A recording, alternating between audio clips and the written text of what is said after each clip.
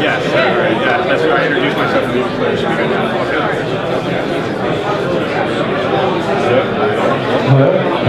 Hey, there we go.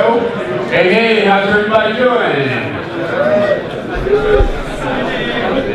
Awesome. We want to get this thing kicked off. It's 7 o'clock sharp. So if you guys can grab a drink from the bartenders in the back, doing an amazing job. Thank you so much.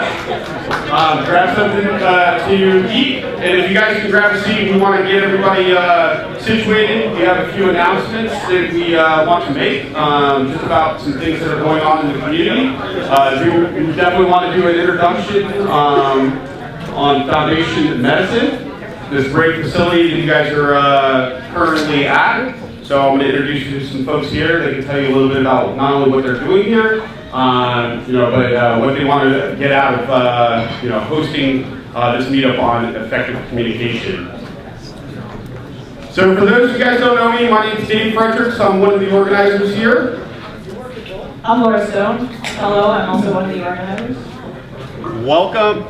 Welcome and thank you. Obviously, the reason why we're able to have such successful events is because of members like you guys who are committing to come in and really be a part of this teaching and learning experiment, to be quite frank.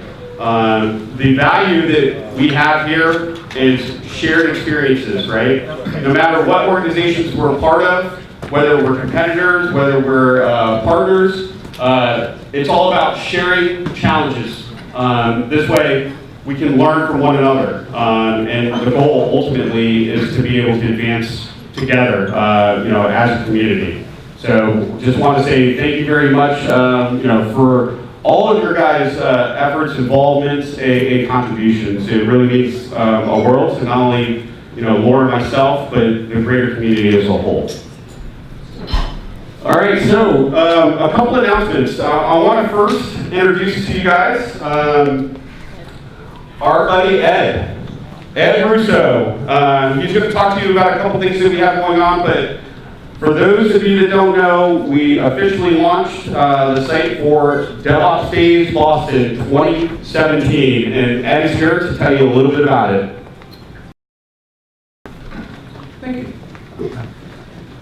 So, I'm Ed. I'm on the lead organizing committee for DevOps Days 2017. Oh, this sounds a lot of French. Okay. Maybe I won't eat this. So, the event is September 18th and 19th at the wonderful Cycle Run-On in Boston, right on Tremont Street. A beautiful, beautiful venue. 2 days of teaching, learning, and fun stuff. The CFP is now open on pay-per-call and you can get your tickets at Eventbrite starting now. Now, importantly, there is a discount code available. 10% discount. The code is, and we will be posting this in the Slack channel. Don't worry. There's capitalization and stuff involved, so you can cut and paste from there. So after I'm done talking, I will cut and paste and put it in the proper Slack channel. DevOps Thought Leader, 10% discount code.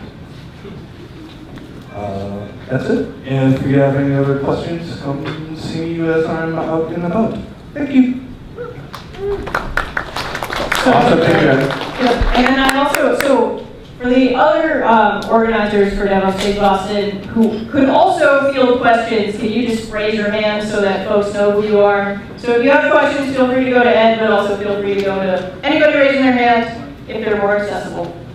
Awesome. So one quick question, does everybody know what DevOps Days is, first and foremost? No. Yeah. All right, let me do a quick introduction on that. So DevOps Days is basically an unconference. It's put together by volunteers local in the tech community to try to get folks together to talk about common practices and challenges in a 2-day conference. It's everything from not only tech workshops. Last year, James did a tutorial for Docker. We had an Ansible workshop.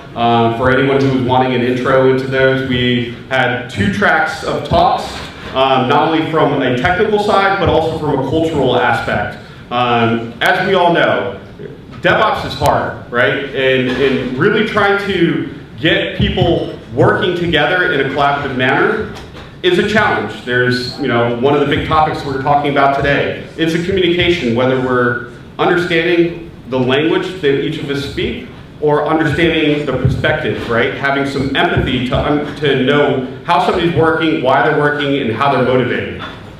All of these things need to be, considered before you even start to have that first line of dialogue. So the way we try to harness this energy is by really coming together as a community, 2 days of teaching and learning, of networking, of building positive relationships, and then hopefully taking that into the year for some successful delivery of not only software, but partnerships, right? And that's the #1 thing. So again, raise your hand if you're an organizer. If anybody has questions, definitely come talk to one of us. We can give you more information. We're looking for people to sponsor for organizations that want to be a part of the community. It's a great way to get yourself some great visibility and branding, in front of over 700 engineers, over 200 different companies that are going to be involved in the event. Oh, sorry. See, You just reminded me. Okay.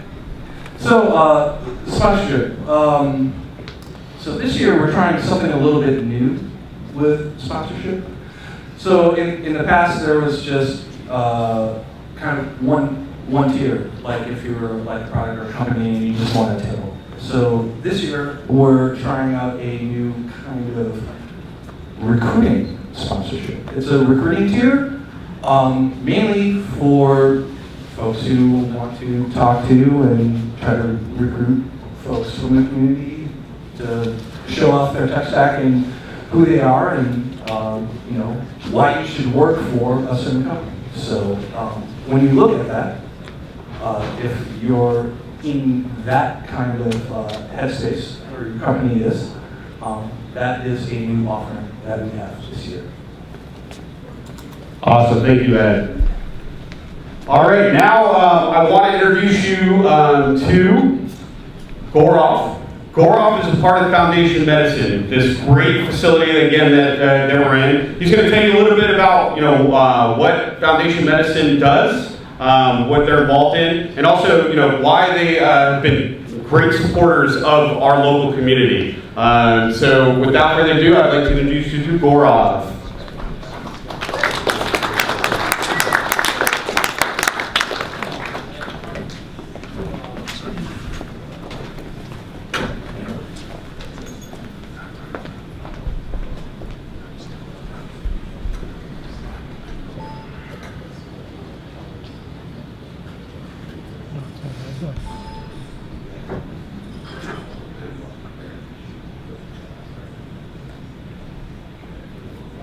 Hi everyone, my name is Gaurav Singhal. It's a real pleasure to welcome you to Foundation Medicine. Thank you all for coming. It's good that you stayed past the beer as well. That's a real good sign. So thank you for your commitment. So I've been at Foundation Medicine for 4 years, and actually, as I was thinking about what to share with you guys today, I realized that's actually a pretty long time in sort of the tech world and the life sciences world. I'll tell you a little bit about myself and how I got here, and I think that's relevant for the conversation today. I actually was a computer scientist from, I would say, a very early age, studied computer science formally, and ultimately went to the dark side of medicine, largely for the reason I think that this is such an amazing place to work, which is that, when I was a computer scientist, I was intrigued by hard problems, and there's no shortage of that in computer science, but I also wanted to solve a problem that inspired me personally, and that's the reason I ultimately went into medicine, and it's ultimately the reason that I ended up here. So I'll tell you a little bit about what we do at Foundation Medicine. Again, why I think this is such an incredible place to be and to work. My role formally here is data strategy and product, but touches on a lot of different things. And one of the things I reflect on is from the DevOps world. DevOps was something I didn't know anything about when I got to Foundation Medicine. I would say Foundation Medicine was also pretty young in figuring out what DevOps was when I got here. But over the last few years, with the hard work of all the people who were here then and folks who have come since then, I think we've built a really, really robust both culture and capability, and hopefully you get to meet some of the folks from that team while you're here. So first, actually, I'm curious, how many people in this room have heard about Foundation Medicine before you sort of showed up here? Yeah. Handful of folks. And those of you who raise your hands, are you guys in life sciences or sort of in the oncology field? No, just sort of knew about the company. Okay. That's pretty good. How many people actually, out of curiosity, work in the life sciences? Okay, a couple of folks.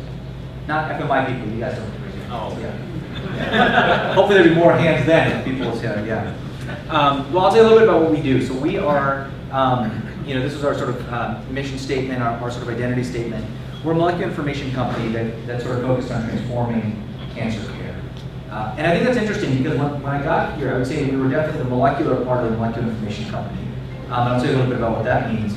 But over the course of the 4 years I've been here, we've really evolved into that information company. And I think that's where the skill sets that all of you in this room bring to bear become so important. And I think really are the future of what makes us succeed and what helps us achieve this mission of impacting oncology. So I have literally one slide that defines basically everything up here, which is our sort of sequencing lab and the core of our business. So I'll give you the sort of history of cancer in about 15 seconds, which is cancer used to be defined by what it looked like under a microscope. And over the last 10 years or so, maybe a little bit more than that, we figured out that it's not really a disease just of what a cell looks like, but actually a disease of the DNA, of mutations in the DNA. And as we've learned more and more about that, we've actually learned we can target specific mutations, and that not all lung cancer is the same and not all breast cancer is the same. So as a sort of healthcare community, I'm thinking beyond Foundation Medicine now for a moment, one of the big revelations in oncology and cancer care has been, if you understand the DNA of your cancer, you can probably treat it much more effectively and with fewer side effects. But to do this, you have to be able to know what those mutations are, and that's fundamentally what our company does. We pioneered an approach called comprehensive genomic profiling. And the idea was, rather than look at a cell under a microscope, look at its DNA with a bunch of sequencers that live up there and are all named after superheroes. And if you do that, and if you can look at dozens or hundreds of genes at once, which is what we do here, you can find for many cancers the specific mutation that's causing that cancer to grow. And if you find that mutation, you can hopefully find the right drug for that patient. And it's a pretty remarkable vision. When I got here, we had just got this test up off the ground. Over the last several years, we've now had tests sent to us from every corner of the country, many corners of the globe. Half the cancer doctors in the country have ordered a Foundation Medicine test, which is pretty remarkable for a small lab in Cambridge.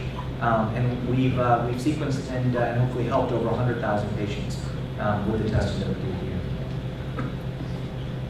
What's relevant, though, I think, is that we are certainly more than just a test.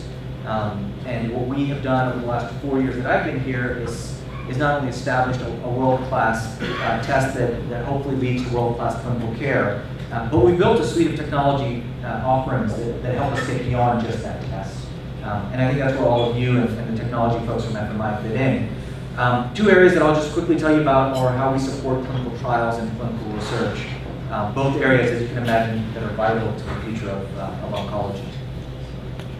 So I'm going to spend literally just 3 minutes running you through 3 different products that the team here has built that I'm personally really proud of, and I think as a company is helping us do even more to impact the patients we serve. The first of these is a decision support platform called Foundation Ice. One of the things from a DevOps perspective that's been remarkable is over the last year we moved all of our applications to the cloud, and that was a big thing for a life sciences company. For those who don't work in life sciences, they're probably laughing at me right now, but that was a big sort of change for us, and it's enabled us, as you can imagine, to do a lot of really remarkable things. So one solution that we built is what you see here. It's called Foundation Ice. It's a decision support tool for docs. I actually just this morning spent the day in a design sprint led by our design team, which is truly exceptional, on the next generation of this platform delivered through mobile, and I'm really excited for where we're going with that. The second platform that I'll tell you a little bit about is our clinical trials solution. So it's one thing to enable patients to get access to cutting-edge therapies as a result of knowing their mutations. But the truth is, a lot of this stuff is really cutting edge, and a lot of the drugs are just now being developed. There are several dozen approved drugs today. There are several hundred that are under investigation in clinical trials. So for many of our patients, one of the most important things we can do is help them get onto a clinical trial where they can get their cancer treated.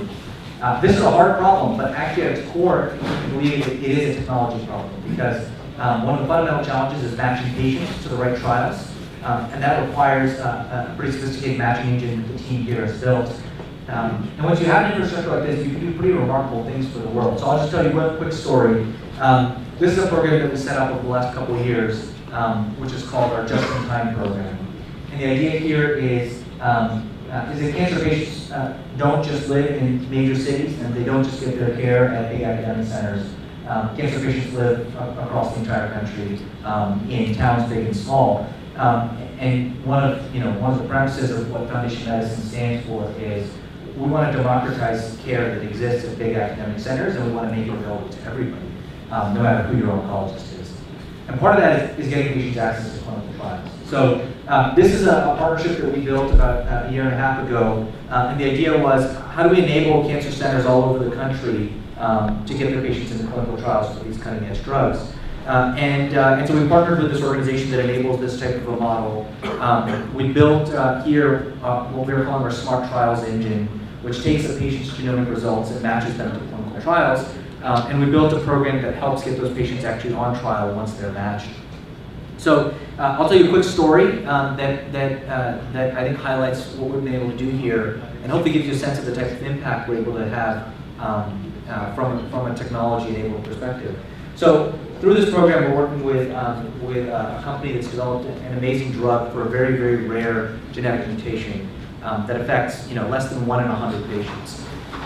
So most patients don't know about the importance of this finding. Most patients don't know about this drug and the clinical trials where they could get access to it. And even if they did, they don't normally have access to that trial.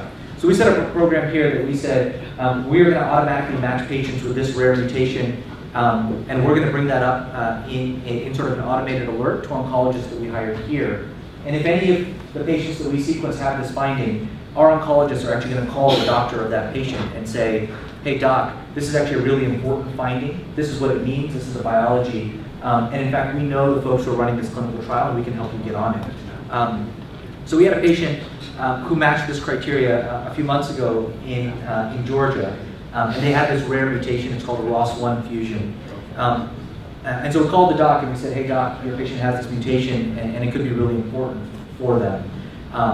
The doc talked about it with the patient. They said, we would love to try to find a way to get this drug and get on this trial, but we don't live near an academic center, and in fact we live hundreds of miles from one, and they can't travel, right? They're too sick to travel.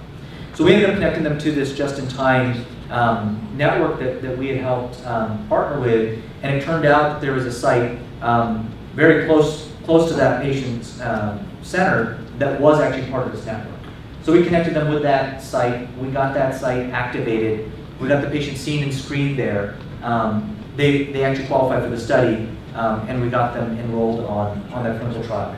Now this is a process that is not new, but normally this takes months to happen. And as you know, cancer patients can't wait months. And what was remarkable of this model is from the time we identified that patient, went through all of these steps to the point that the patient got drugged was literally 1 week. We found the patient on a Wednesday, the following Wednesday, they were getting treated. This is something that really wouldn't have been possible in even just a few years ago. And you think about every piece of the puzzle that enabled this. It started with finding the mutation, but then a critical part of it was this matching engine that the team here had built. I'll share one final story with you, which is on cancer research. So we're actually in the process of revamping our website, and one of the sort of themes that we're planning to convey there is this idea of better today, better tomorrow, and better together. And the idea here is that hopefully the work we're doing is helping patients with a better today, but through research and clinical trials, enabling a better tomorrow as well. This is a platform that the engineering team built here called Foundation Insights. What you can see here is how we take the sort of 100,000 plus cases that we have sequenced, and we use those findings to help advance the next generation of oncology. So this is a platform that we built. It's cloud-based, and basically it includes de-identified genomic sequencing results of 110,000 cancer cases of all different types from all over the country. And this is an incredibly powerful platform that has enabled some pretty transformative research and drugs to get to patients that otherwise would have taken a lot longer to get to. So again, I don't want to take up too much more time here. I'm happy to chat with folks if they're interested, and I'm sure any of the team is as well. The team has a motto, you'll see it on their sort of shirts. Our code crushes cancer. This was the theme of our hackathon a few months ago. And I'll just bring it back to sort of why I ended up going to med school, despite my better judgment, and why I'm really happy to be here, because I've always been inspired by the challenge of problems that computer science brings, but I'm even more inspired by the ability to bring those into a space and a domain where we can really make a difference in people's lives. So that's all I want to share with you. Thank you all for coming. Thanks for making the time. Thanks to David for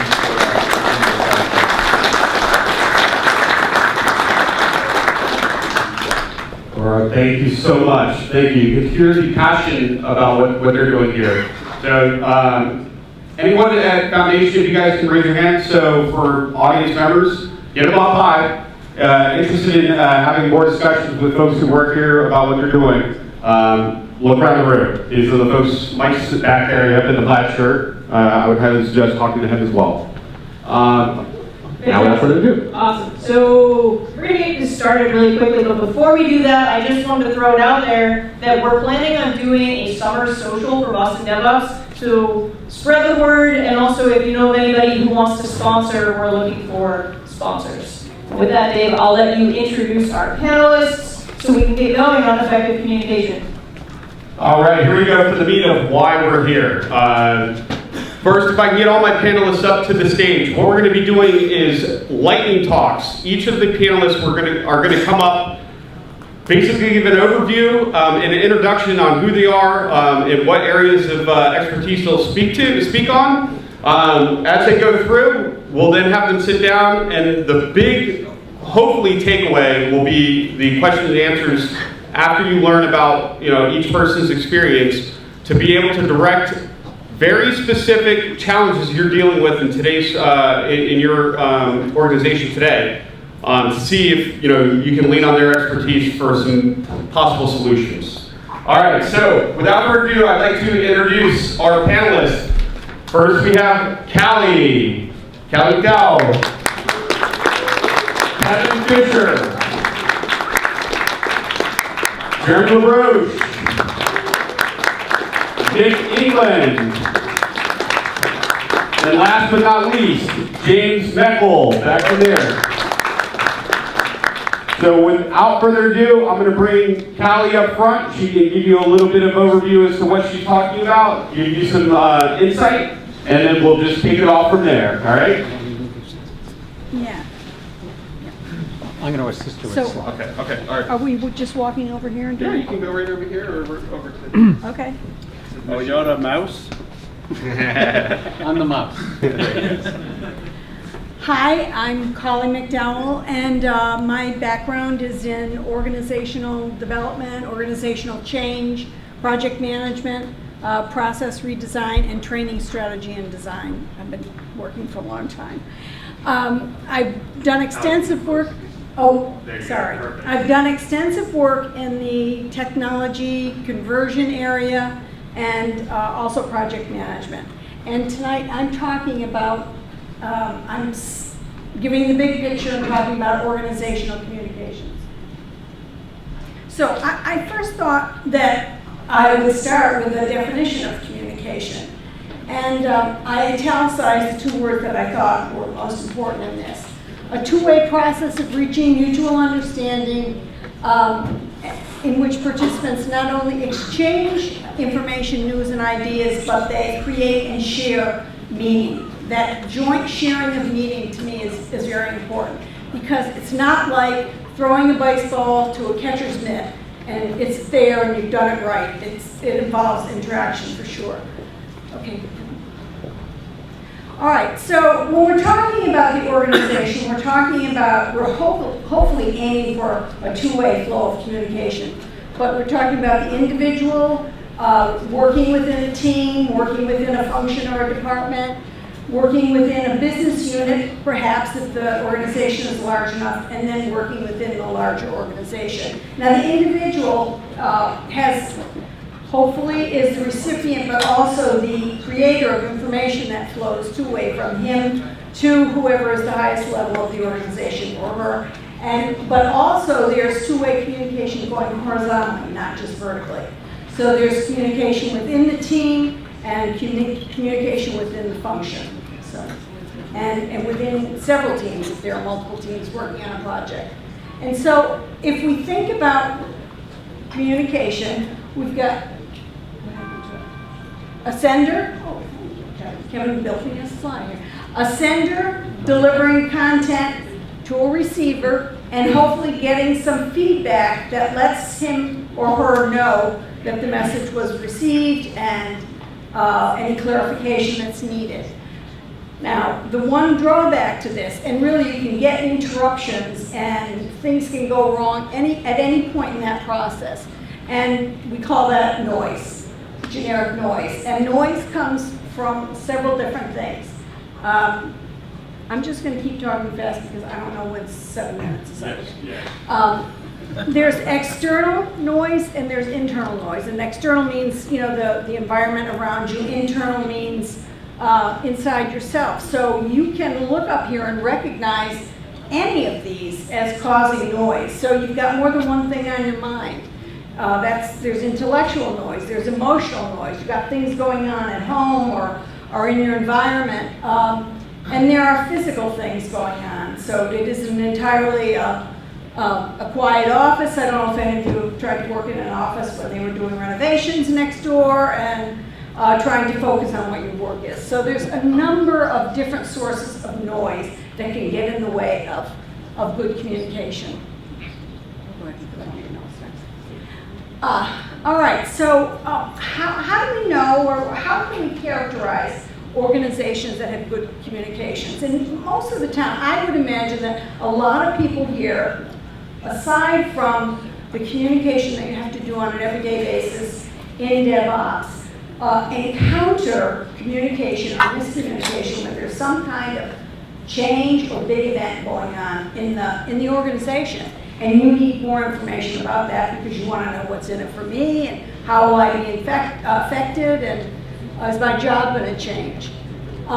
So these are what I consider to be some of the most important attributes when good communication practices exist in organizations. First of all, there's collaboration, there's trust. Without trust, you're not going to necessarily believe anything that anybody tells you. Accountability. You need to be accountable for the veracity of what you're saying as well as for understanding and asking for clarification. Transparency. That's a word that's been on many people's lips. And then continuous learning. So people are just not, it's not a stagnant place to work. You're always learning more things. And I added humility. And, okay, so. So that, I say humility because one of the issues we have with communication is people are afraid to say when they don't understand or when they need clarification, where you're using words that, I just heard one tonight, what was it, spearfishing, that you don't exactly know what they mean. And being humble enough to say, I really don't know what that means. So you can get a shared meaning and communication is improved. Okay, so some guiding principles. So a lot of times people are, they think they're communicating, they have just some everyday communications to take place. But what they're not understanding is who are all of their stakeholders. Who needs the information that you have, wants the information that you have, who has information that you need.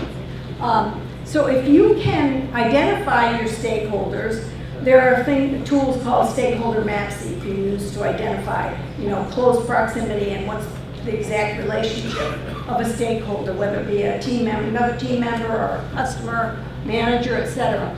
But it's also good to find out something about their preferred style of receiving information. Now, I would imagine that, I don't know, my guess is that in the technological field, that there are a lot of people with a similar profile, but not necessarily everybody. And as you go up the ranks in the organization, you're going to find different kinds of learning profiles or communication profiles. 2 minutes more. I'll be done. Okay, so finding out about that is a good idea. And my next to last point says know the people. So in the past, I've done sessions with team members where I had them do this gallery style thing where they posted on a piece of paper what was the project they were working on, specifically what other projects they were working on, what was their role, what function did they come from, what was the strategic driver for their function, and how they liked to receive information. And then everybody shared that with everybody else, so it sort of gave them a nice fertile ground for keeping communication going in the future. Okay, so establishing clear objectives for what you're trying to communicate. And if you've got a decision that needs to be made, and I would say one of the first decisions at the beginning of any project, or even any sprint, is how are you going to communicate, when are you going to communicate, and what are you going to communicate. But every stakeholder should be represented. You don't have to have every customer there, but you do have to have someone who represents the customer. So making sure that you match your message, the channel to the message, and the channel to the receiver too, for optimum reception. And I don't want to be dismissive of the fact that you have to build your own communication capabilities. It's like it's a muscle that you may not exercise frequently at all, but it needs to be exercised. Okay, so these are, I know that Jeffrey, I think it is going to talk, or Jeremy is going to talk about one of the competency that falls within some of this, but I think some of the major ones that you can start to practice and exercise is contextual information delivery. A piece of information loses meaning when you take it out of context. Engaged listening. That means, not just active listening, so you're nodding your head, but are you really engaged in what their person is saying? Being able to give feedback and receive feedback. Being able to ask questions appropriately, and if you're asked a question and you either answer it or and make sure you've answered it completely, or tell the person who's asked you the question that you will get them an answer if an answer is available. So that's question resolution, not just asking and answering. And then making sure that their conversation is productive. I'm sure that you know if you're in a productive conversation. What's up is not a productive conversation. Okay, and most likely, the most productive conversations are not going to happen through an electronic medium. Okay, I'm done. How's that?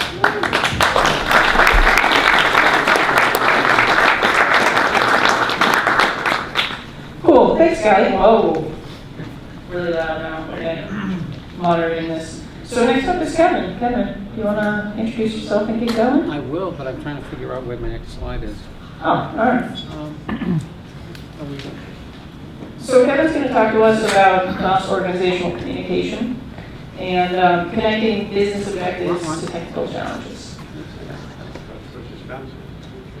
Hit the wrong one, sorry.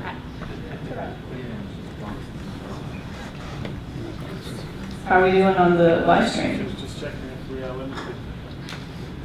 The location of the group is limited by the... Okay. Yeah. Cool, and I'll also say while we have a second, for folks that aren't aware, we do have a jobs board, so if you are looking, you can go up and see there are companies that have shared opportunities, as well as people who are willing to be mentors, and then if you're an engineer that's looking, you can put your contact information out there. So since we have a second, you can go and look at it. Or later, whatever. I think Kerry should just speak on social council. What's that? I think you should just speak on Project Johnson. You've got the slides. All right, there All right, we go. Kevin, you ready? I think so. It's gonna go here. All right. Now I need Holly to be my button pusher here. Okay, I'm here to talk a little bit about some of the client experiences we've had dealing with management, DevOps, communication, organizational strategy, implementing the technology to support the strategies. And what I found with DevOps is jargon. And there's this quote that says that fewer than 25% of the public endorses business jargon. I think what we have here is a failure to communicate. And at the basis of which organizations achieve their objectives, underlying that tends to be a problem with alignment of people and an understanding of what people are doing, when, where, why, and how. And those are fundamentals of communication. So, you're not listening. You probably don't know the communication process in your organization.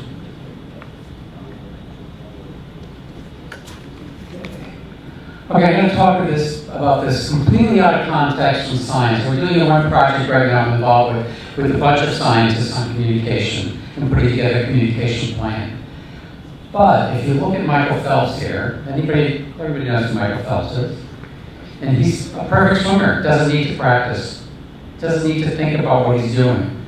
But on a typical day, 8 miles of swimming, equaling over 100 and 260 laps of length of a 50-meter swimming pool. And then doing at least 50 starts, 100 turns during that workout on a given day. But he knows how to do footprints. People know how to write memos. People know how to write, make a phone call. But at the same time, basic training is comprised of 5 systems that he works on. Strength, we might do in dry land, endurance, speed, technique, aerobic capacity. All these different systems break into what he's doing every day. Now, let's look at all the people out here that are involved in DevOps. You've automated all your testing. Your software quality must be going through the roof.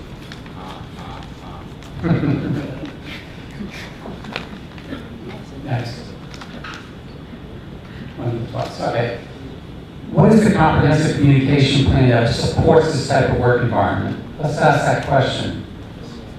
If you're having exceptional communication all the time, you must be talking all day. 50 people, possibly, 5 people, maybe more. The communication systems you have to deal with in order to effectively align the organization and the strategy and the business outcomes range from face-to-face communications, documentation that must be in place, it's a form of communication, stand-ups, scrums, emails, texts, presentations, hold off to go do one of those, retrospectives. When do you have time to do the work? That is critical to your job.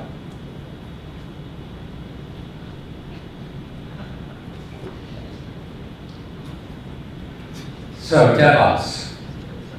Inherently, when you're working in a technology environment, you tend to find yourself falling into silos and creating conflicts.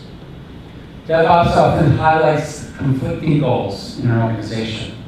And responding to the changing competitive landscape often forces an organization to operate one way, and providing a stable, secure, reliable environment for customer service forces them to do something else. So are we going to innovate for cost, or are we going to innovate for new product, new service? The lack of a shared vision and goals among the silos in the organization will create the conflicts that prevent the business from reaching the desired outcomes. Very simple. And DevOps becomes a word. Silos impede communication and breeds conflict in the organization. So how does communication work here? That's where we need to be. So, yeah.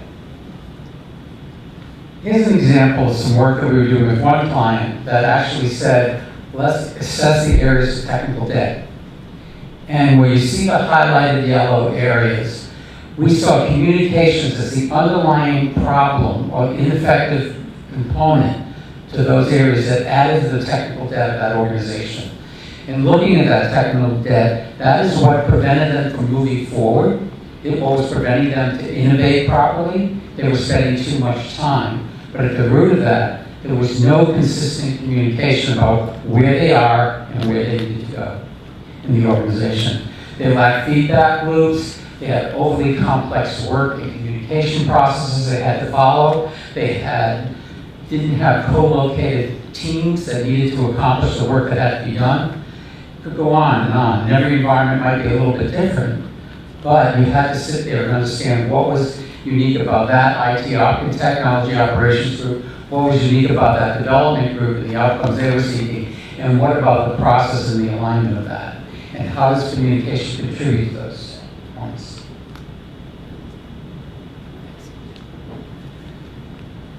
We tried to get understanding around the value streams of the business that they had to focus on.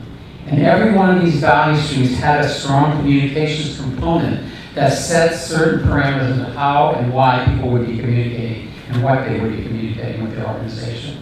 So we looked at their knowledge repository as a basic foundation that felt was critical, especially to address some of the issues of disparate work teams. Then we looked at sort of how the work intake was going on, how they were triaging problems within the work intake, and how there was no communication structure around those elements. So it started a whole new process of defining and classifying work, going through the measurements and how they were established and monitored and measured across the organization. And then look at actually coming back through and saying, now that we know what we have to do, what do we have to be competent in order to move this forward? And every single one of these things was how we as a group were going to be communicating with each other and within the group and outside the group. I want to ask a question here. How many people have had formal training around communication skills? We've got about 10 people in here. How many have not had it? The rest of you? Yeah. Has everybody had technical training on products? Yeah, probably.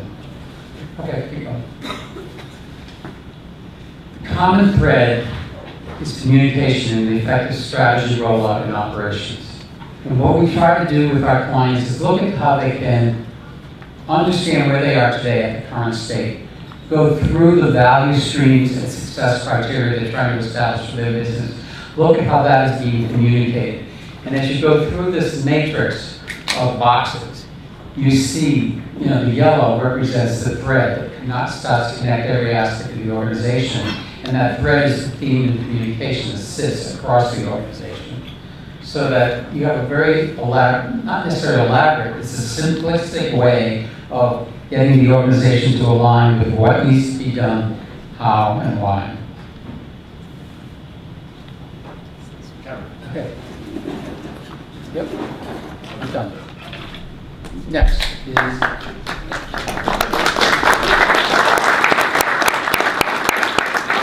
Thanks, Kevin. So, will you guys seem to find the second microphone? We. All right. Thank you. Okay. So, Sorry about that. that's okay. So next up is Jeremy. You ready, Jeremy? Sure. Ready to rock it? Okay, he's going to talk to us That was James about hugging the mic. tracking from real up. Okay, go ahead. Yeah. Jeremy, introduce yourself. Everybody knows who you are. All right, my name is Jeremy Labrosse. I work at Rue Labrosse, the senior DevOps engineer.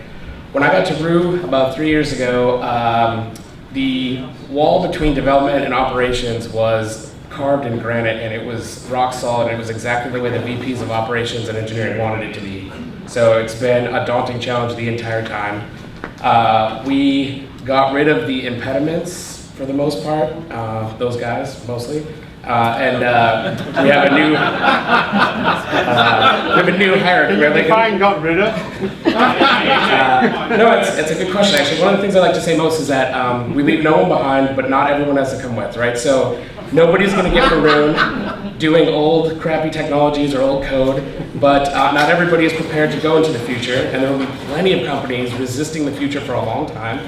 I think that inevitably the future will arrive, but you can, if you need to move on, that is a valid choice, right? But we're going to the future, and we will be bringing everyone with who wants to come with. So that was one of the biggest changes, was just that mindset of like, we are definitely moving into the future. We can't keep rooted in our old school ways of thinking.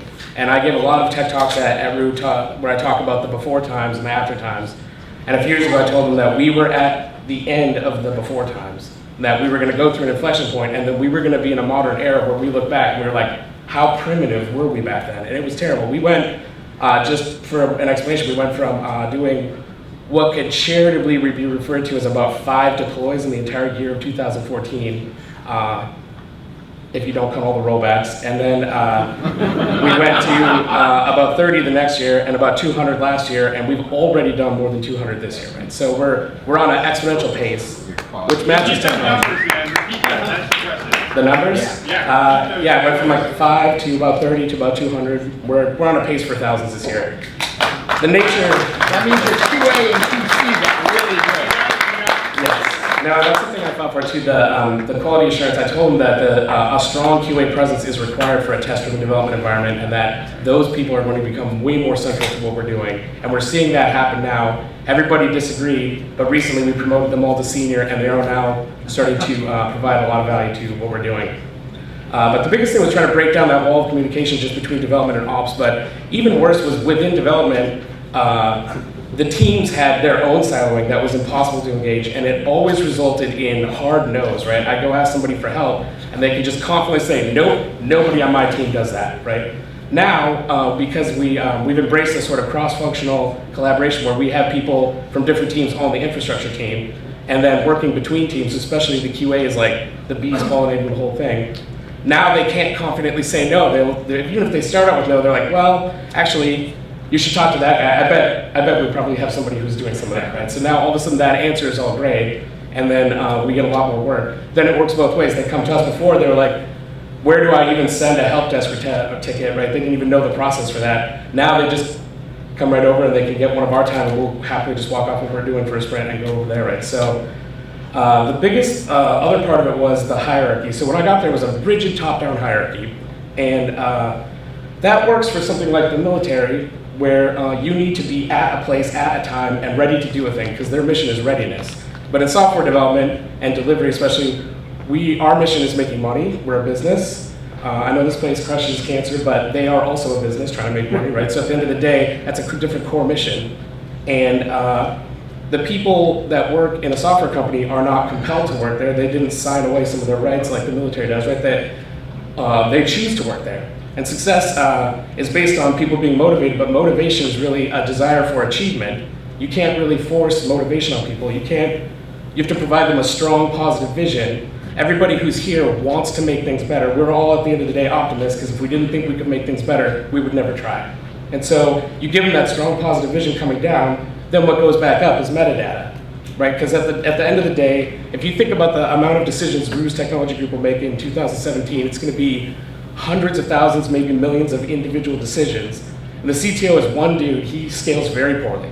So we try to break up those management decisions into as small pieces as we can and push them down to the lowest level, right? And then that way, only metadata comes back up. So the few decisions that he does have to make, that are like the very high level decisions, he has all the information he needs without having to have told any single person what they should be doing, right? So one of the jokes I like to make is if DevOps principles are applied to something, the future of that thing is highly available, continuously delivered micro things. And then I always like to put up a slide, I don't have slides, but I like to put up a slide that then says management, and at the bottom it says micromanagement, and everybody laughs, right?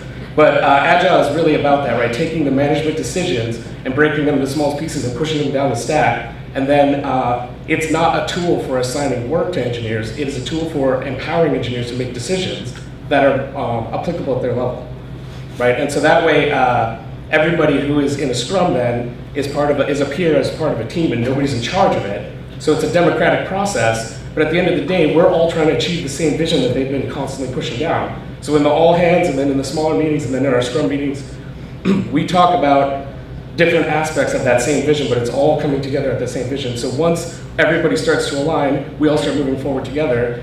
We start taking advantage of the fact that the power of a team comes from the fact that the aggregate output is greater than the collection of individual outputs because we cross-collaborate and it allows us to force multiply.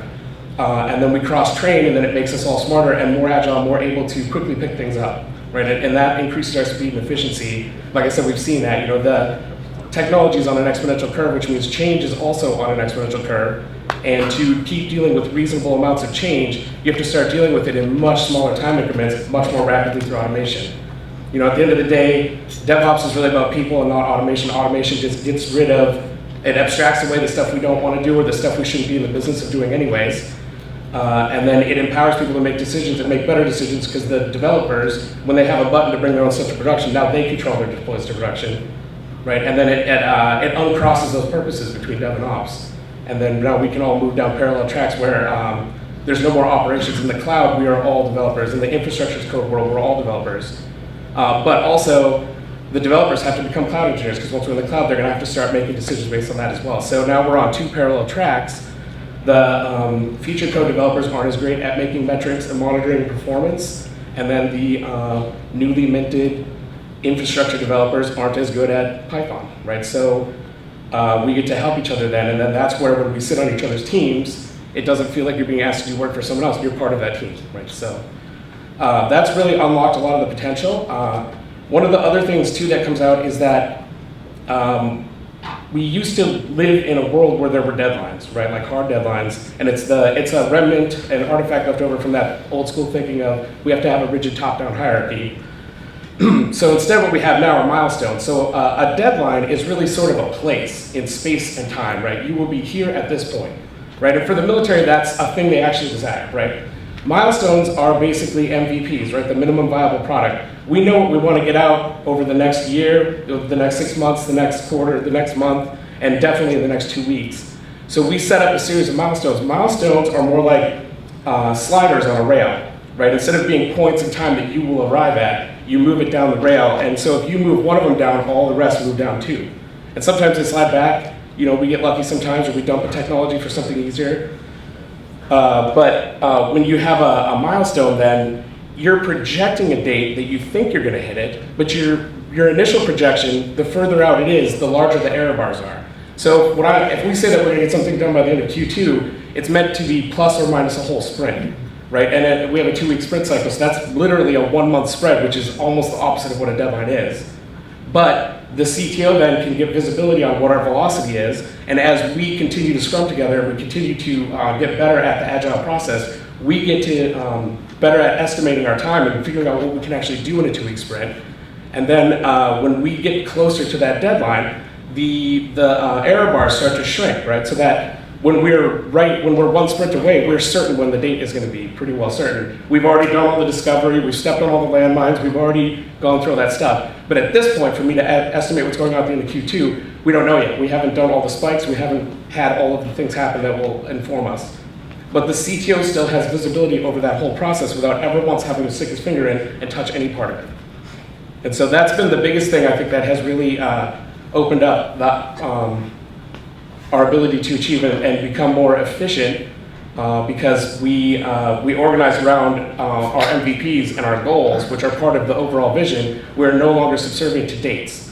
When you have to meet a date, you will cut corners, you'll do things that you'll have to cut more scope, but if you're looking at your MVPs, you've already cut scope down to the lowest thing that you can have. So if you start cutting more corners than that, you're cutting MVP parts. You're saying, we're gonna not actually deliver all of the MVP, we're gonna cut some of that, and we're gonna push it off, and it almost certainly becomes technical debt, right? And so we've stopped doing that. We make smarter decisions, less short-term tactical wins that turn into long-term tactical debt, right? And then we never feel that pressure of anybody pushing on us. Every time we say we got to slip the dates by a week, the answer that we get from above is thank you for the update, right? So it's a whole different way of looking at things. Not everybody at RU is on board with that yet. So for most part, that's the infrastructure team that's working that way. I'm working on bringing that, freeing the minds of everybody else, right? That's pretty much it. That's awesome.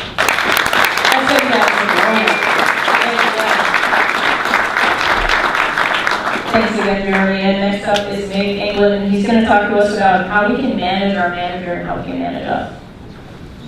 Well, so Dave's got me down as talking about all kinds of highly convoluted stuff, one-on-ones, managing your manager, setting expectations, holding your manager to account. You called me out in front of the audience. Well, you just made this up on the fly, but it's actually... If people want to know how you manage up. Okay, fine. Before I go into my background, I have a question. How many people have been following the DevOps chat channel in the last couple of days?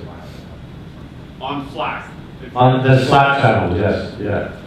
Okay, because it's interesting. I don't know whether the topic of the meetup is the impetus for it, or whether the topic of the meetup is just timely because of it. But a large amount of the discussion has focused around the topics that we're going to be discussing tonight.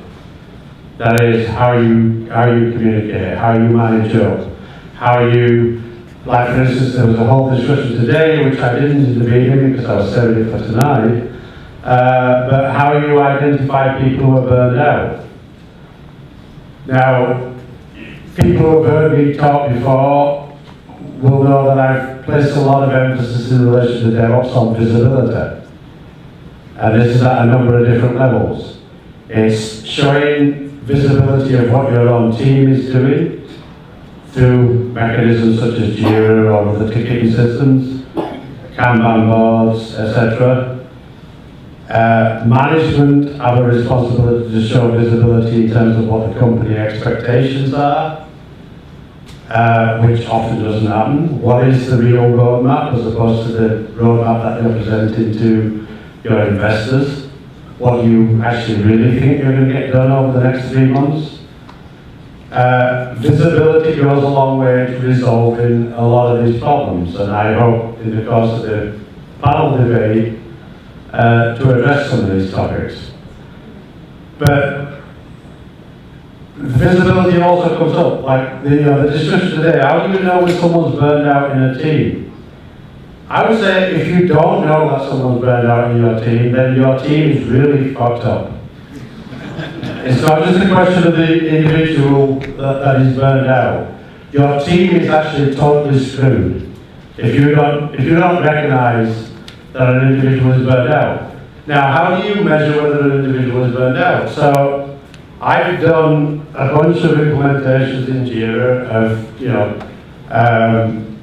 Kanban boards. People are picking up tickets, they're saying what they worked on yesterday, we do stand-ups, real stand-ups that are limited to 3 minutes per person. What did you work on yesterday? What are you working on today? There's a ticket number assigned with what you're working on today. And then the next day you have to address what you've actually done.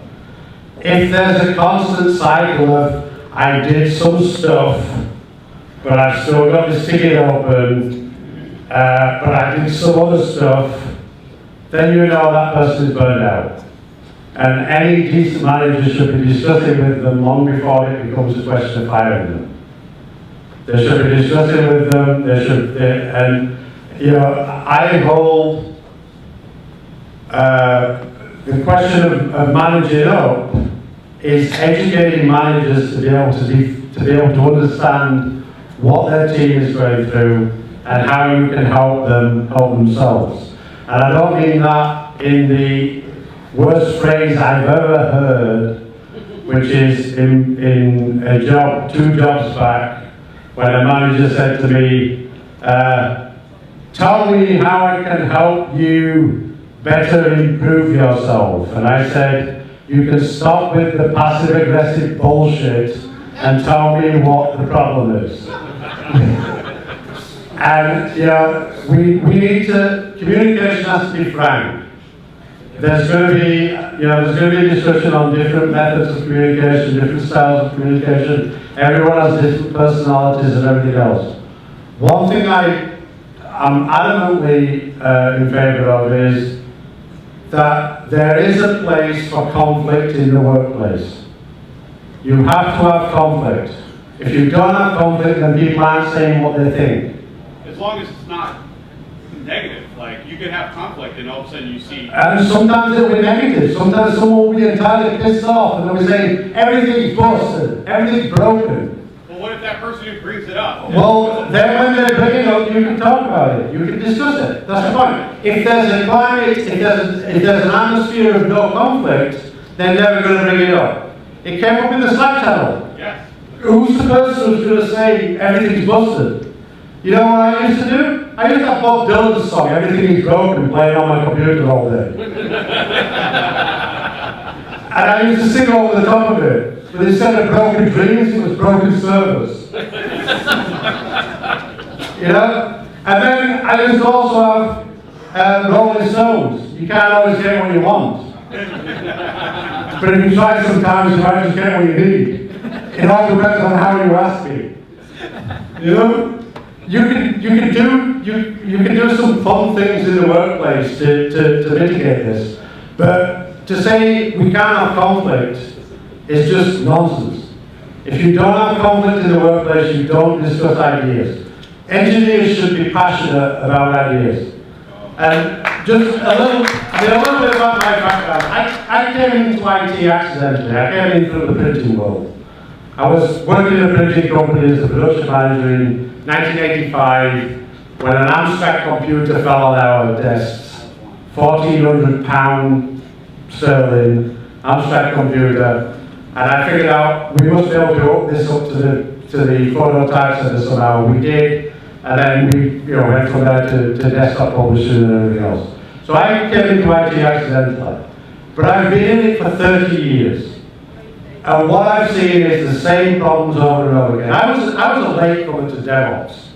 DevOps came around in 2000. I first heard about it in 2009. I thought, what the hell is this? This is bullshit. You know, this is just some newfangled term for what I've been doing for years. It's collaborating. It's knocking down walls. It's And then it became a thing, and I embraced it.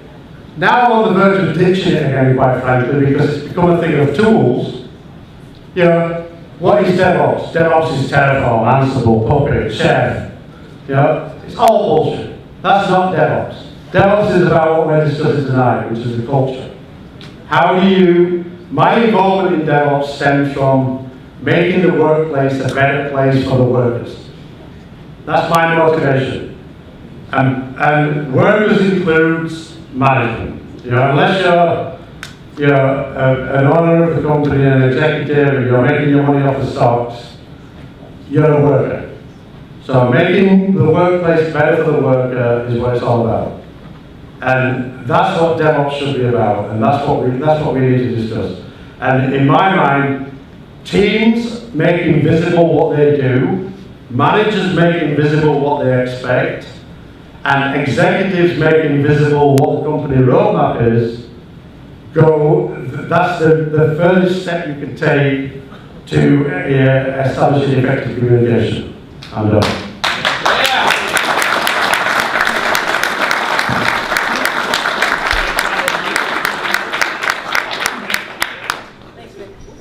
Mick, that was awesome. Thanks, James was like, what the fuck am I supposed to do now?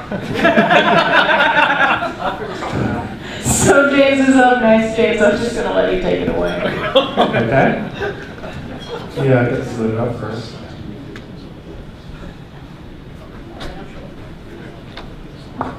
Okay. So I'm going to take it back then and take the heat off of you and put it on myself. At least I didn't say flash stocks and I was supposed to have slides. Lord, mend the wounds, Yeah. I actually have nothing to say. Sorry. Nick just said he managed to shut me up. Accurate. So, how do you follow that? So, you good? Yes, okay. Hi everyone, I'm James. I am a site reliability engineer at Quantopian, a local startup doing crowdsourced quantitative algorithms. I am also one of the organizers of DevOps Days Boston. I have been for the past few years. So, if you see me around, that's probably from where. Now, I'm a programmer. I do technical work every day, and I also do a lot of meetings every day. And actually, I really like meetings. Meetings get a really bad reputation. They're stressful, they take up time, they result in more meetings. But you go look at the most successful companies in our industry, they still have a lot of meetings. Meetings are basically universal. So given that they're unavoidable, how do we make them more effective? And this actually isn't a mystery. There's actually a lot of information out there about how to have an effective meeting. There are researchers who have been studying this for decades. Well before computers existed, people really wanted to know how do you have a good meeting. This isn't a modern problem in any sense. So let's go through some kind of tips, step by step. And the best one is the most effective meeting is one you don't have to have. So think about what you're doing when you go get a meeting on the calendar, right? Are you on the critical path for this decision? If they could have this meeting without you, then what's your business trying to schedule it? If they really need the meeting, let them schedule it.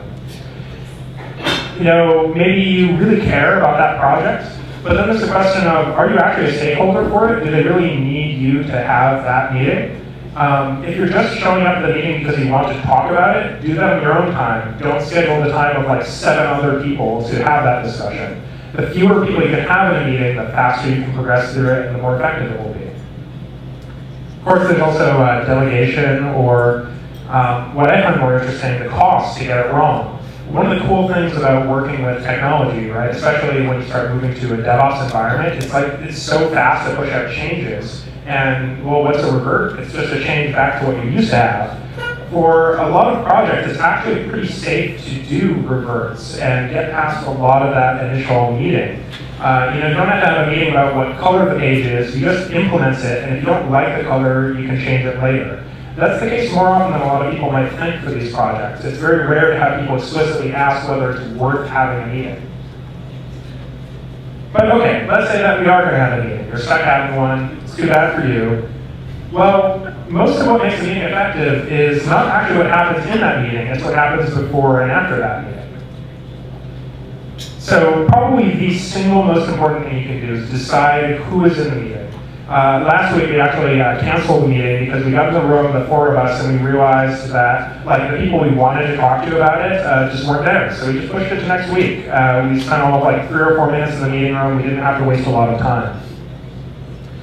So if meetings scale really, really poorly, if you can keep it 5 to 8 attendees, that's good. The reason why I prefer 5 is if you end up taking any kind of vote, having an odd number is good. So that's a good starting point, 5 people. Now, I like this particular rule of thumb here. Every attendee needs to be informed about what you're discussing. Most attendees should be people who are good at holding meetings, and at least one attendee should be prepared to make a decision. Not necessarily at the meeting, but based on the result of that meeting. Now, the last one makes sense, and the first one makes sense. I know that middle one's a little ambiguous. So, what do I mean by that? Sometimes when you have a meeting, you're stuck with people that are just not good at meetings for whatever reason. Maybe your incentives are aligned completely wrong. Maybe they're just not good at communicating. Maybe you have a personal disagreement with them. Well, you basically can't function in a business if you completely exclude people like that. You do need to be able to work with people pretty much whatever their circumstances, at least on a short-term basis. Ideally, your company is moving away from having people like that, but it's something to be prepared for. So what do? You pack the meeting with people you do get along with. You try to find people that are reliable in meetings, that are effective communicators, and you try to use that as a baseline and make sure that your meeting does have the right set of people to get a decision made, but it also has the right set of people to deal with inflamed egos, to deal with poor communicators, to deal with people who want to monopolize meeting time. So you have to actually look at people's personal skills in deciding who you're going to bring to a meeting. Now, also really important, prepare an agenda in advance of any serious meeting that you're holding. And I don't just mean what the meeting topic is and how long you're going to be in a room. That's not actually an agenda. An agenda is some shared context, some suggestions on what the resolution might be, descriptions of the impact. If you made this decision, what would be the result of that? That being said, don't try and hold the whole meeting by yourself, right? You need to actually have something to talk about. Just sort of set the groundwork. You want to know generally what the lines of discussion will be, but you want to leave a little bit of room to discover things you didn't walk into the room already knowing. Now that being said, never surprise people during a meeting. And I'm not talking about you discover something that you just hadn't thought of until you were in the meeting. I mean trying to hide things off of agendas or make the meeting about something else and try and sneak things in. It's a really bad idea. Surprised people make very bad decisions, and those kinds of emotional reactions actually have a lot of inertia. If you upset someone at one point in the meeting, like they're basically just gone for the next half hour, like they're not getting the same responses as if they had a level head. Even if they say they're okay with it at that point, like a lot of our emotional responses are actually across the entire body's nervous system, and it just takes a while for your body to reset if you get upset or frustrated. So it's really important to try and keep meetings as level as possible. And really the worst thing that can happen in this case is that it works. You don't want to go get your really cool idea for a new project approved because someone just wasn't paying attention to a bullet point that you snuck in a meeting, right? That's like the worst possible way to do that. Now, this is probably my favorite of these tips, right? So we talked about what you can do in advance, and most people do pay attention to who they're inviting to meetings, and most people do set some kind of agenda. I found that almost nobody explicitly does this step of walking people through the agenda before the meeting. So when you're in a meeting, right, it's tempting to think of that as a broadcast, where like, okay, you have 8 people in a room, so you only have to say it once, and then it goes to everyone in the room. But the fact that we don't consider is that if you have 8 people in the room, then that's 7 times the amount of potential questions from people, right? And any time that you're answering one individual's question in a meeting like that, you're blocking everyone else in the room. They're just watching you two talk. And odds are you didn't actually need to have that conversation right there in that meeting. So it actually really pays to have some fairly in-depth conversations before the meeting, get people on board with what you're going to present, and sort of use the meeting to finalize the discussion. But you should really have like at least half of that discussion done before you even get to the meeting. Now, another thing to really consider when you're setting this meeting up is what's the set of goals for this meeting? And there's actually like a lot of different reasons why people have meetings, and that's sometimes not acknowledged. Sometimes you actually don't go into a meeting to make a decision. Maybe you've already made that decision, you want to make someone feel better about it.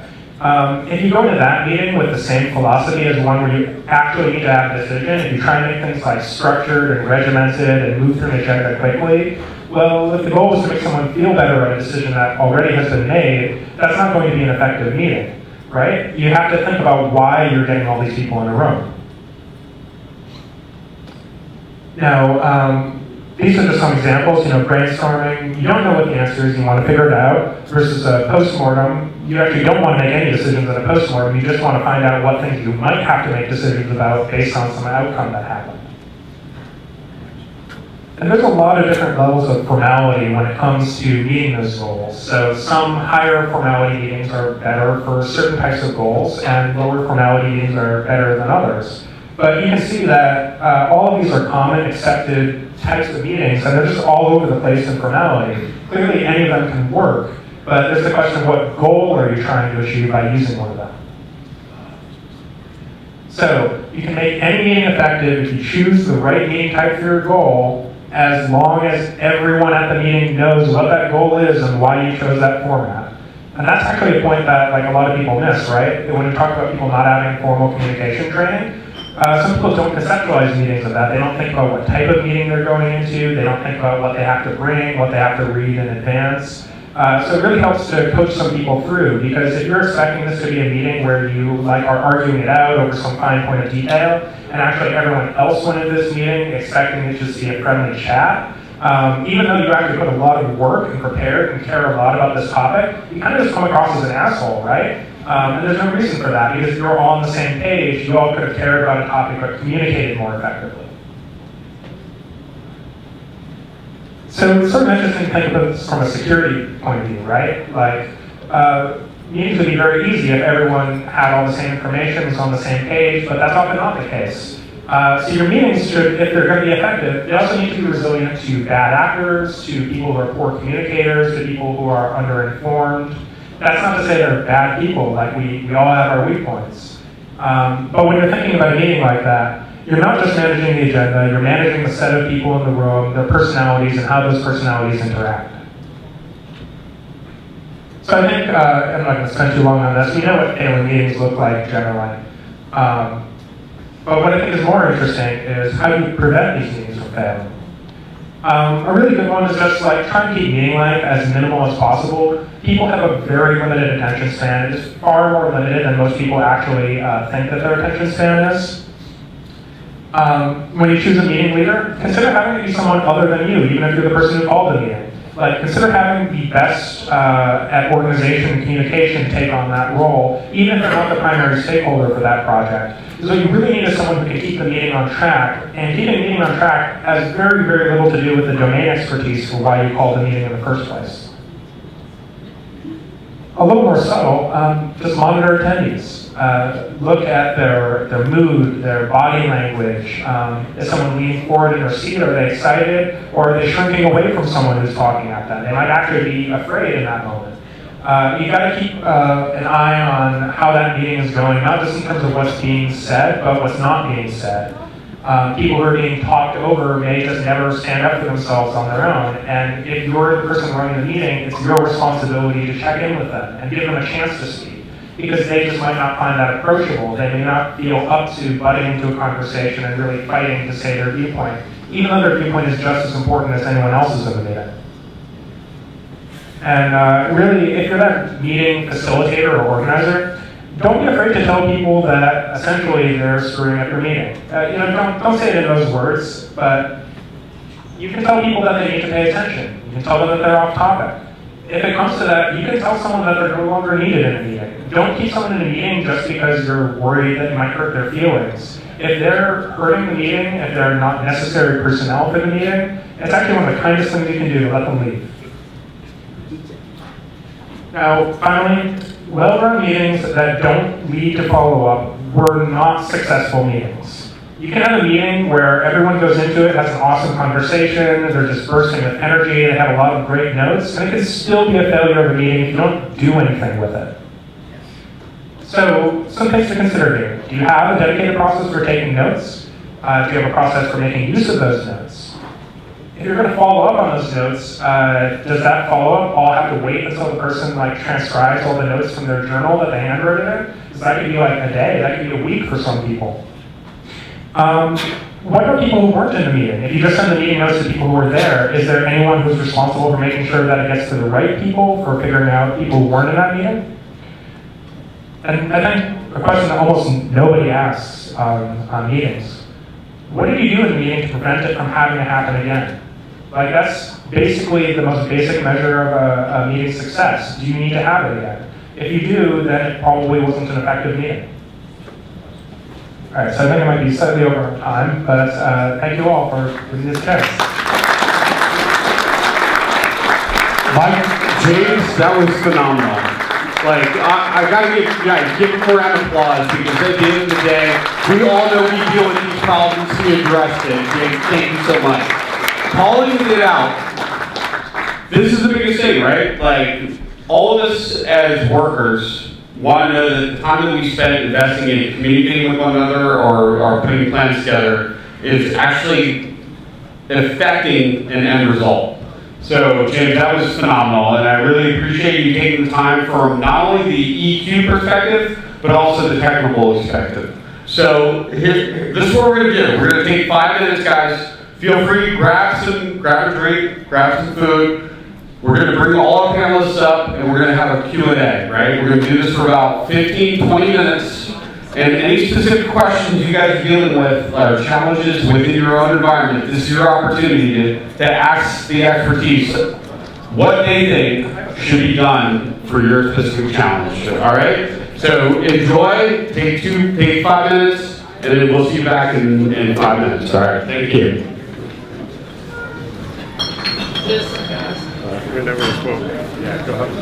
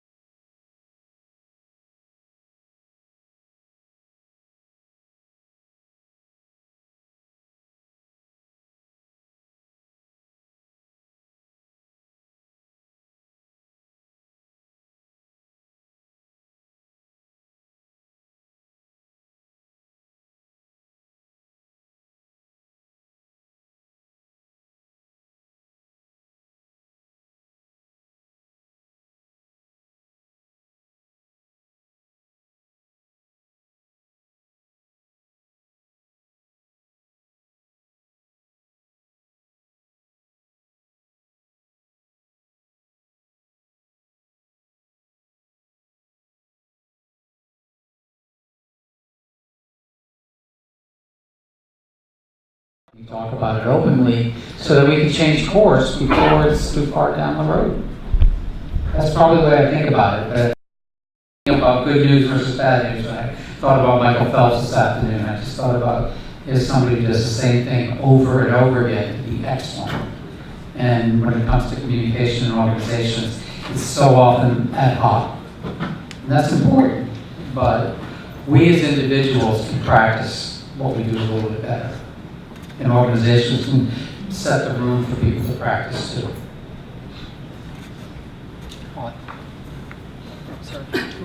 So I would ask you, I think there's couple of kinds of bad news that could be delivered. So one might be that you have not, as Kevin mentioned, met a project deadline. Another one might be that you're, I'm sorry, but I have to let you go, you're fired, or whatever. Here's your note that I'm putting in your file for the third note.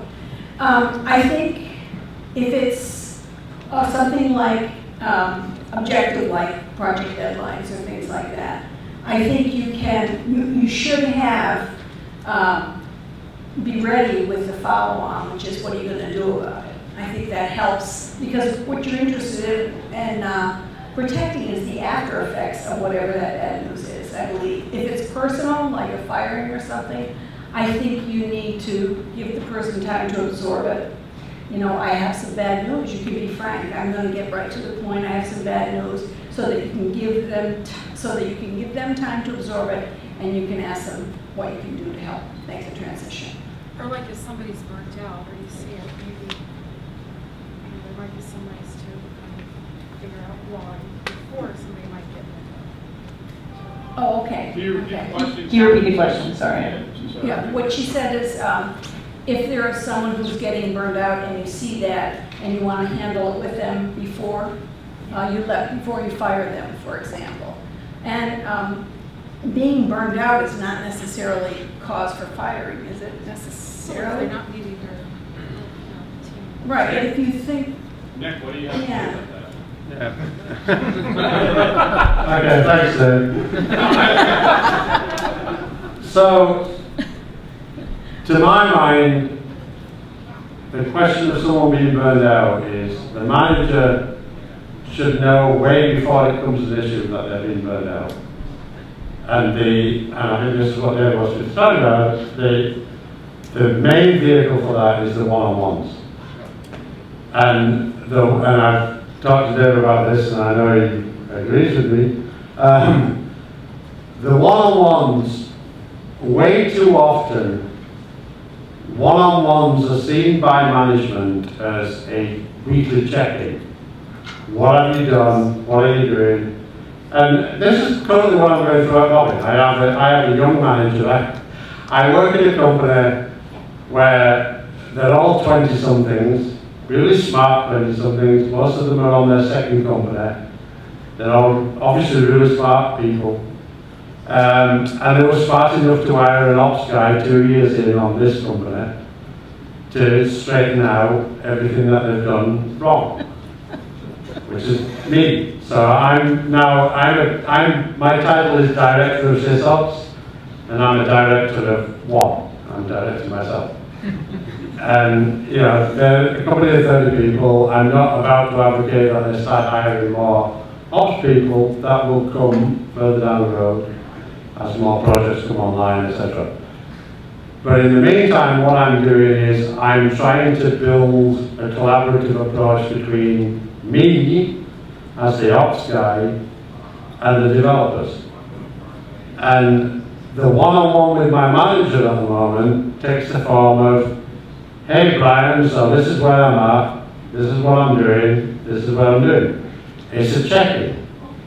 That isn't what a one-on-one is supposed to be. A one-on-one is supposed to be a confidential discussion between you and your manager as to what you think about the company as a whole, where you see your place in it, where you're going. And I've worked in various positions where I've been hands-on manager, collaborating, or pure manager. And when I'm a pure manager, what I do is I say to people, the first thing I say to people in one-on-ones is, look, anything you say in this room doesn't leave this room. This is your chance to say that things are fucked up, that the company is fucked up, that you're really fucked within, whatever. And it's never going to leave this room. You have to trust me. This is the discussion that we need to have. And I think you need to have that in your one-on-ones. That's the only way you can establish, that's the only way as a manager you can actually get to really figure out what people think. And then you also have to, as a manager, you have to learn to ask the right questions. Because not everyone, as Dave constantly tells me, not everyone is as open with their opinions as I am. Which kind of amazes me because I'm kind of shy. I mean, I don't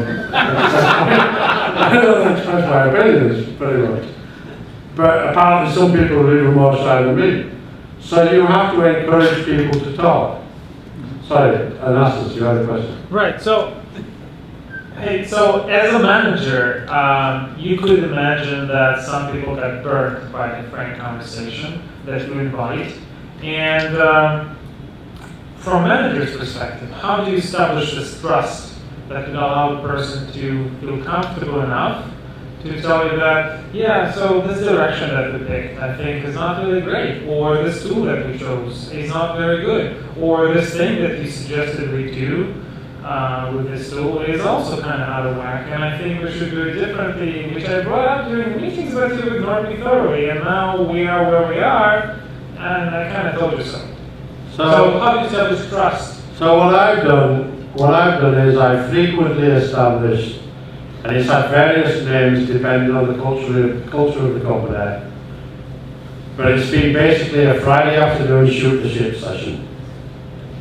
And it's where developers, operations, all the engineering team get together, they have a talk over beer. Or wine, if you're on low carb like I am. I'd like to take challenge to that. But they have a talk, and those talks may be a presentation of a particular technology. There may be a discussion of what's wrong in production, etc. I agree with having talks, and I think I admire people that try to maintain open communication. But sometimes your company culture doesn't do that. And I've been in enough companies that I've worked in the past 30 years, both as a client, mostly they're my clients, but I see the underlying distrust they may have with the structure. People, if the best thing that you can do as a direct supervisor is what you're talking about, saying what you mean and being consistent and demonstrating that with the people. But you really run a risk. You cannot be asking certain questions of people you're working with that could come back and bite the corporation. No, well that's true, but just let me clarify.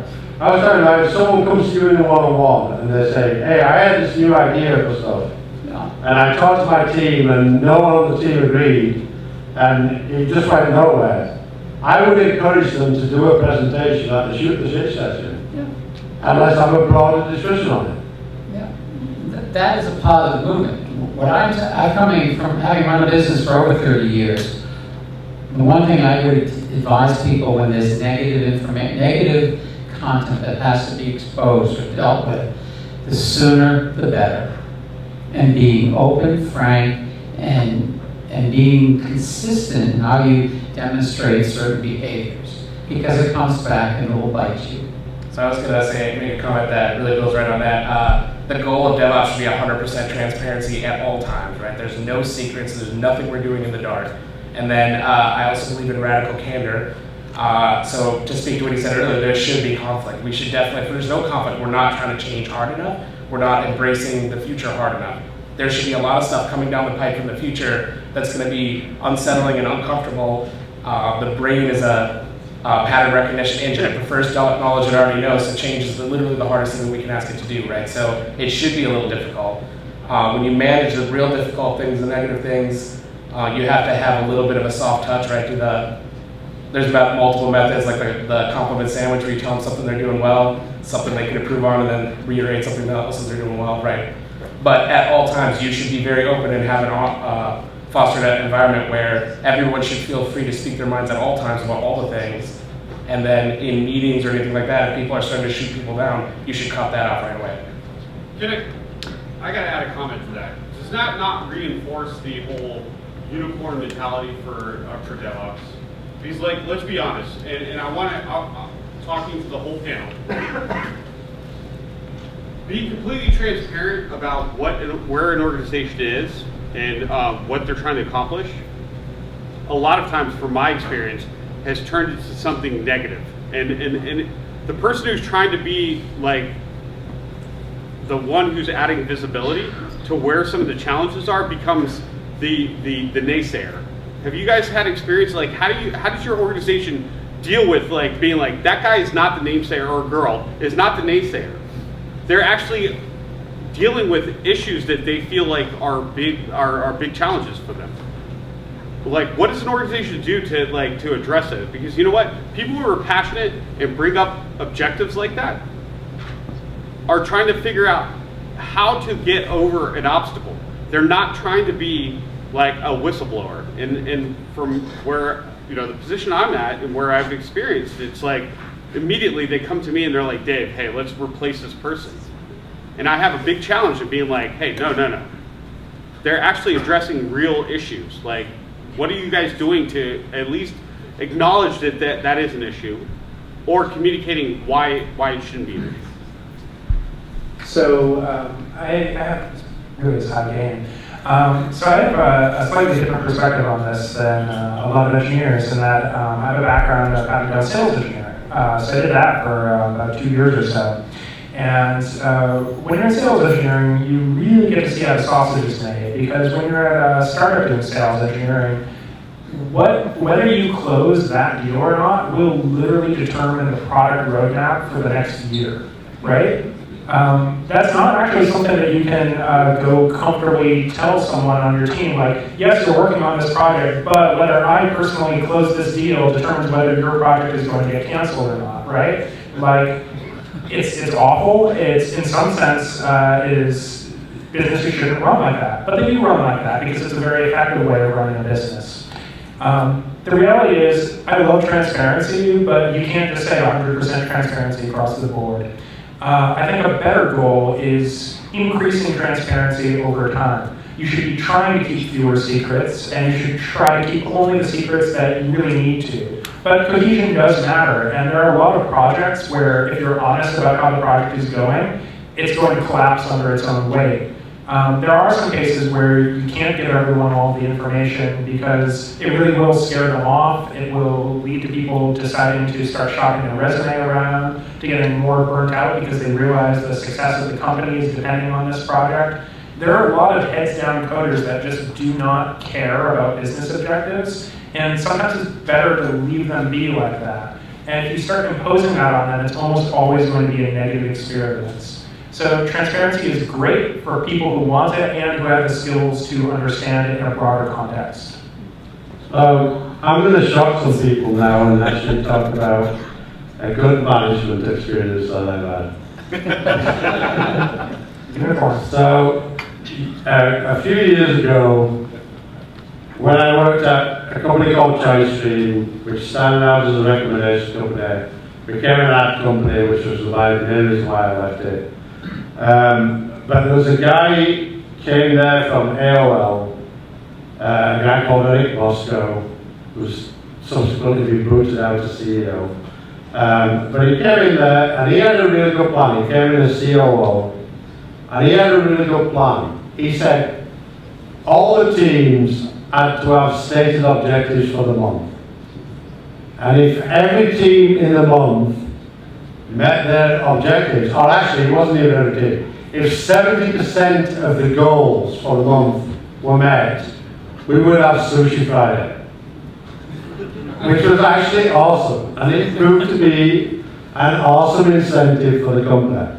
And it was extremely difficult for me as a leader of the ops team, because of course, everyone else's goals depended on the ops team actually doing something. So I would have my goals. My goals would be, we're gonna refit the data center with white box hardware and get away from HP, and we're gonna save $500,000 a year.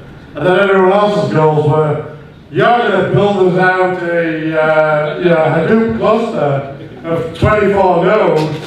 And this gives some time into the thing. This was before cloud. so there was some problem for me with my team, but I wholly embraced this because it was awesome. It got the entire company focused on what the goals were, or the entire engineering department. The product department didn't give a shit, but the entire engineering department were focused on the same goals. We had these goals. If we meet them, we get sushi. You know, and it was fucking good sushi. There we go. But that's a good example. But I think in relation to the discussions within the team, we have to be focused on giving people both the ability to meet their goals and educating them in setting their goals. It's like I'm constantly asked, I'm a team of one, and I'm asked, well, what are my goals? And I'm making it up as I go along. I'm like, okay, this is what you need. I'm going to do this, and I'm going to do it in the next month. And I objectively fail my goals every month because I've also got to do a whole bunch of other shit in relation to the existing environment that was fucked up before I came in there. But my management understand that, they know that, and I think I'm doing okay. But, it's really a question of making visible what you're doing, what are the tasks that are coming in. I find too often with operations teams, and this is why I was talking about this at the beginning, I find too often with operations teams, the big question in an engineering department is, why the hell does it take so long to get anything from ops? And it's because no one knows what they're doing. If operations teams introduce Kanban, they have a board, they have ideally a physical board there, with all the tickets on there. When someone comes and says, I did this doing yesterday, and you say to them, okay, so you need to decide out of this, who's going to go back, who's going to not get done.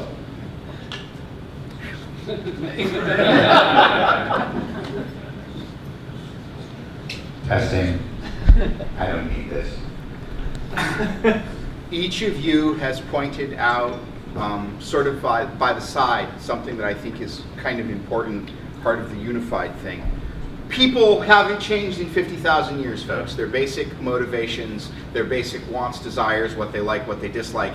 Our grandmothers told us about praise in public and criticize in private. We learned certain things that are every bit as important now as the high tech doesn't matter. We're dealing with people, and the things that make people work well have always made people work well, and the things that turn people off and piss them off and demoralize them have always pissed them off and demoralized them. So, the 7 logical fallacies, we all know what they are, we're all nerds. So you don't use those at work. You don't attack a person, you attack the person's ideas, right? Well, no, I've had people go into code reviews and they think it's a coder review, right? How many people have walked into a code review and are instantly terrified that you are going to be evaluated, not your code, right? And the only person here who I think actually ran a company made a really good point. There are certain conversations that not only are dangerous to have on a personal level, but they have legal implications. If you are going to have a conversation about something that touches on HR in any way, shape, or form, you are walking so close to a minefield that you really should be letting HR have that conversation. Or you should be very, very thoroughly vetted by HR before you have that conversation. Except for people are confident that HR doesn't actually. No, the conversation is not recorded and it's usually. I want to know how many people are actually confident, because we talk about the first thing about communication is trust. Yeah. How many people actually trust that HR can have a competent conversation? For liability sakes. Now, because what you're driving is that there's legal ramifications for trying to build a level of trust. honestly, like when we get down to the nuts and bolts, I think one of the biggest issues in being on the HR side, I see this. Building trust, especially within engineering, is one of the biggest challenges that I've ever experienced. Yep. And in my mind, why is that? HR are the worst. HR are the worst. You think they're worse than sales and marketing? They're the worst. Marketing, not sales. No, HR report directly to the CEO in most companies. So there is a lack of trust. And there's no trust between HR and the workers. Everybody feels It's interesting you don't think HR are the workers. But at the end of the day, No. HR manages human capital, right? Their production environment is us. Well, So you would replace a bad all right, desk without. This is a great conversation to take offline. Definitely one of those skills we're running into. But, thank you, James.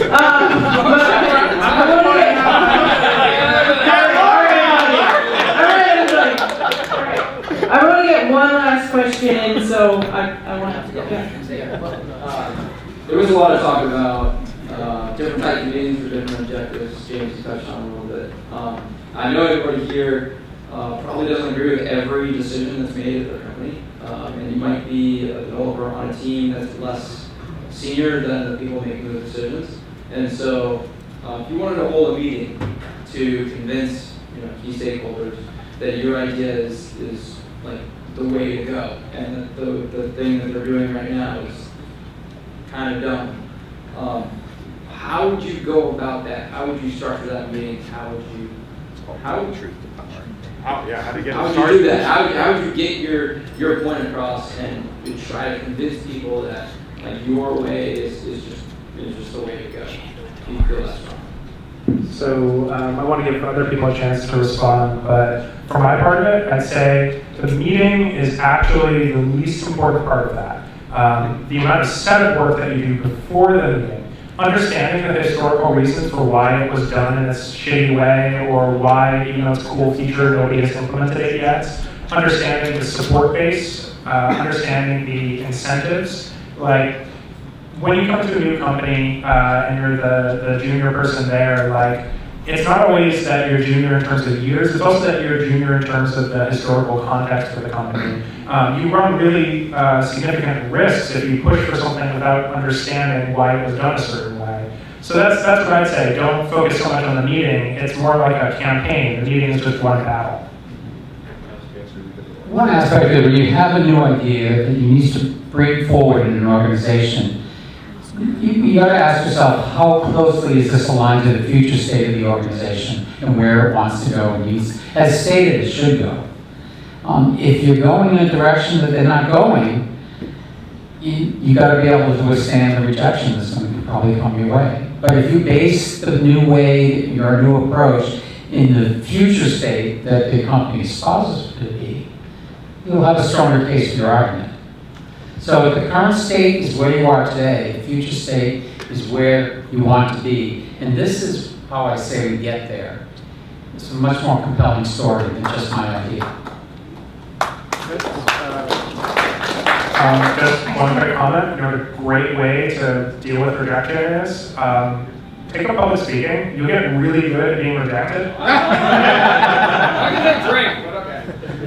I just wanted to add to that most organizations are political entities. I mean, the more you climb higher in that organization, the more you see that. So recognizing, where are the power players, and if you can get anybody on your side will help you a lot.